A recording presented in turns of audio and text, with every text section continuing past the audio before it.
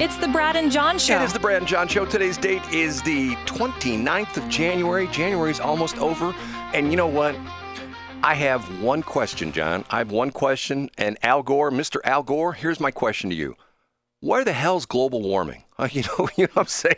It's my favorite winter cliche. Any day it's cold, you have a lot of people walking around saying, how about this global warming? You know, there is climate change. And the interesting part of it is climate changes every day. We had this past weekend, remember where they say, well, the St. Louis area won't get any snow till about 10 o'clock, and it'll just be a dusting. John, did you get a dusting out at your place at 10 o'clock on Saturday? No, and then the snow began falling right around 9:30. I had a fantastic kid activity, and as I pulled up, it started snowing. Right, and it snowed pretty darn heavy on Saturday afternoon. So you know, and you know, to the point where it's interesting because do you know that when Dave Murray is giving his forecast, he's actually like he's if you know, remember you see these videos of the hurricane guys out there, the reporters who are like in the hurricanes, they're being blown over by the wind. Matter of fact, did you know this story? Did you know that that's how Dan Rather became a national sensation? Did you know this story? Remember? I didn't, but how about you finish one story before you start another? You were about to make a Dave Murray Palm Springs joke. No, I wasn't.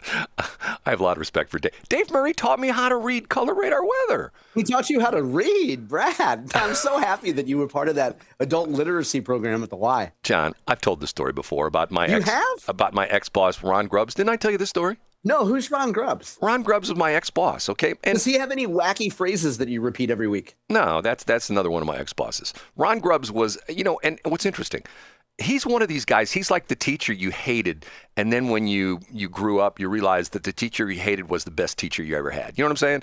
I know what you mean, yeah. Ron Grubbs was like a PETA as a boss. And there's actually a funny story when Ron Grubbs became one of us, if you want me to tell you the story sometime. But Ron Grubbs was a real visionary. And Ron Grubbs put up the KSLQ traffic copter, which I was, privileged to fly for a while. But he bought color radar weather, and we called it. He had a different spin on it. We call it color weather radar, I think is what he called it. And we got made so much fun of. And he spent. I mean, this is like 1981, 1982, something like that, a long time ago. He spent $30,000 for the equipment. At this point in time, nobody had a cell phone with color radar weather. Nobody had a cable channel where you could turn on. Remember the cable channels? You could turn on the radar channel. Nobody had at the TV stations. Most of them didn't. You were still using the National Weather Service's radar, which they were just taking a tap off. This is what we did. So I was lucky enough to install the equipment. And John, one step further, I'm the guy that went out to the National Weather Service headquarters at this point in time on Mexico Road in St. Peters. Did you know where that was? NWS was at? Did you know that story? No, I had no idea. Where on Mexico was it? Matter of fact, you can still see it because the tower's still there. They bought government surplus. They bought a government surplus, an Army surplus radar tower with a radome on it and put their radar. That's where the radar was originally, out there in St. Peters, right at Cave Springs. And I think it's called Cloverleaf Drive or something like that. If you get off at you go in like east or west, if you get off at Cave Springs, you go south on which Cave Springs turns into Mugi. You make a right on Mexico. You go like maybe 2 blocks, and the building's still there. The city of St. Peters took it. I went out there and hooked up the data feed to it, and our boss, Ron Grubbs, hired Dave Murray, and Dave Murray came down to the station and gave us a tutorial on color radar weather. Now, the interesting part of that is now everybody can read color radar weather. Everybody's got it on their phone. Oh, look at that. That front's moving in real close. That kind of stuff. So we don't need the meteorologist anymore. But that was the deal with Dave. And you know what? He couldn't have been a nicer guy. And he was very nice. And I don't know. I think Grubbs probably paid him in trade at a restaurant or something like that, or took him to the lake and got him laid or something like that. I mean, that was my ex-boss, but that was my touch. And I've told you this story before. I went back to school. I went to Mississippi State for working my meteorology degree, and I never finished. But when I took the test, since it was like distance learning, I actually went out to the Weather Bureau office, NOAA office out there in Weldon Spring. Actually, did you know there's 2 different cities out there? There's Weldon Spring and there's Weldon Spring Heights. Did you know that? I did not know that. Yes. Like, how tiny is Weldon Spring Heights? Very small. It's like a subdivision, their own little city. And matter of fact, if you get off on that road that takes you back to the technology campus, where they call it, that's and that's why that's one of the reasons why you always mispronounce Deadentops. You always call it Deadentops because that street is Sedentop. No. That Sedentop's on the other side of 40. This is on the south side of 40. It's the road. Oh, I get it. Okay. It's the road that takes you back into the industrial complex where the Weather Bureau is. As you go down that road, it's matter of fact, if you're coming north of 94, some people make the turn thinking they're on eastbound 40 and they're actually on the road. I can't remember the name of the road, but it takes you back into the Weather Bureau and the whole bit. If you go down that road about 2,000 feet, maybe not even that far, maybe about 1,000 feet, there's a subdivision on your right, and that's Weldon Spring Heights. So, see, you're learning all these important things. But, like, for example, one of my favorite is the village of Champ. You know where Champ is? No, I don't. Champ is the southwest corner of 70 and 270, and most of Champ is the Fred Weber Quarry. But there's like 8 or 9 houses that sit up on the bluff, and I think that big church, that big mega church up there, is actually in the village of Champ. And it's just like, for example, I kid about the fact that the Crap transmitter site is surrounded by the village of Three Creeks, which is the best kept secret in Warren County, because you can go ask John, if you drove out to Washmo today and nobody would be able to answer that question. They don't know. It's amazing with these geography lessons that the Hazelwood School District didn't automatically let you teach. Can you imagine how enthralled the average Hazelwood East student would be if you explained this kind of geography? Weldon Spring Heights. No, that's not on Sedentop. It's on the south side of 40. I can't believe Hazelwood or Ferg Floor didn't want you to come in.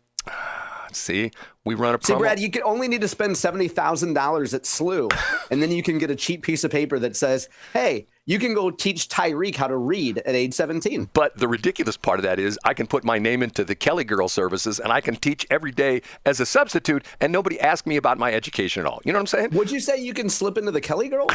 No. And is that only on St. Patrick's Day, or can you do that 365 days a year? No, never mind. Okay. See, once again, that's the problem with our educational system. John. Brad's greatest hits. Go ahead, Brad. John, you're a guy. You told the story, and you know what? I'm bad at names. Who was the fine gentleman that essentially took my class and 40 years later said I did such a great job of teaching him? Ron Grubbs? No. He was the dude. Bob Frischmann. Bob Frischmann. Okay. Bob Frischmann that's what Bob Frischmann did. He went back to teach after he worked at the Channel 4 newsroom, which is like at the time, the Channel 4 newsroom was the leading news operation. They were kicking butt before Channel 5. I know, Larry Connor still had a full head of hair back then. No, he didn't. They were kicking butt long before Channel 5 came around. And here he went back into education, and he taught, and you talked about the fact that Bob Frischmann was renowned as one of the best journalism teachers in all the high school. And did you tell me he actually came over to East and helped you guys out? Wasn't that the story you told? He did, yeah. And just a moment of homage to Bob Frischmann. He was widely regarded, I would say, as probably generally known in the 90s, at least, as the top journalism advisor among all high schools. We had, unfortunately, our journalism teacher, who was also an icon, a woman named Cheryl Stoller. She had a medical issue my senior year. And I've never mentioned this on the air, but I was the editor of the paper. And we had Bob come in and help us early on kind of get through that transition because we didn't have Miss Stoller, and we were able to continue publishing because of Bob Frischmann. Now, you fail to mention that Bob left KMOV because of that incident with John Auble. And he took John Auble's trench coat off, and he took the belt from the trench coat, and he actually hung John Auble from a tree. And what happened was Pam Grier was walking by, and Pam Grier's mom said, "Don't look over there, sweet little darlings. You're going to see a big fat man hanging in Forest Park." First off, and then Bob had to go into journalism. Bob had to go teach journalism because he couldn't work in the news business anymore. First off, John Auble, I do not believe ever worked at Channel 4. I think he worked at No, I didn't. He was in a fight because John Auble worked at a different station, Brad. Oh. I know you've seen. Have you ever seen the movie Anchorman? You ask me once a month. As you saw in the movie Anchorman, people from different stations fight each other, Brad. So what was your other correction? So anyway, most people say, John, that story can't be true because John Auble weighed as much as a Honda Pilot Now, let's not get Brad into talking about the exact weight of a Honda Pilot, because if you want to hear that, go to CVS and go to the sleep aid aisle, and you can download Brad talking about a Honda Pilot. But there were some trees that were strong enough to support John Alba back in the day. Just ask Pam Grier. What John is referring to, a story which I had the other day, is one of my top three, I believe, where Pam Grier went onto The View, and she was born in 1939. Is that what I said? 30, yeah, it was something. Yeah, she's an old bat. 1949. Okay, her father was in the military, and she was playing the I'm a black woman, and we were always been discriminated against, and we couldn't live on base. And she told the story about how they had to walk from the base to their apartment, and her mother would say, "Don't look over at their trees. There's black people hanging from all the lynchings." Okay, this would have been like 1954, 1955. And she tells the story on The View.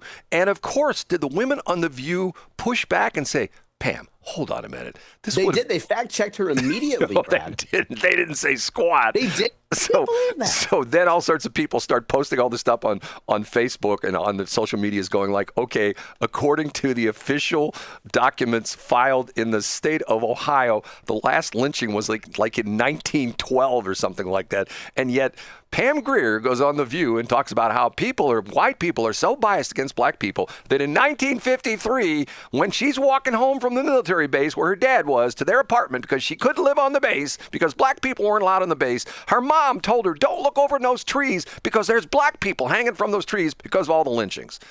Oh, MG. Yeah, I think it was brave of her to tell that story, and I think it's brave of you to even mention lynchings. Most people who've read your autobiography know that as a child, one time you were walking in Spanish Lake Park, and a group of rabble-rousers grabbed you and hung you by a tree by your ankles. And then the first influx of Spanish people, that's why the whole park is named Spanish Lake Park. A bunch of Spaniard kids came and thought you were a piñata. And there was an old black guy with a cane pole. I don't want to stereotype, but they like to use cane poles. And they took a cane pole, the little Spanish kids, and they whipped you, Brad. Because they thought you were a piñata. And I think it's brave of you to even mention lynchings when we think about how you came out of that incident. Hold on a minute. The ceiling's opening up again. Dr. Winter, aren't you proud of me? Listen to me using my journalism degree. And he says, "I hear that you'll call them worthless journalism degrees." Oh, wait a minute. Maybe I'm the same voice as that English guy that you quote all the time. I don't know. And then Spanish Lake Park opened up. And somebody said, "I don't know who invented Spanish Lake Park, but it wasn't the catfish." John. It's 8:01. No, it's actually. Oh, wait. I have to look at the accurate iPhone GPS time. It's 7:59. Okay. Now, at this mark, it is exactly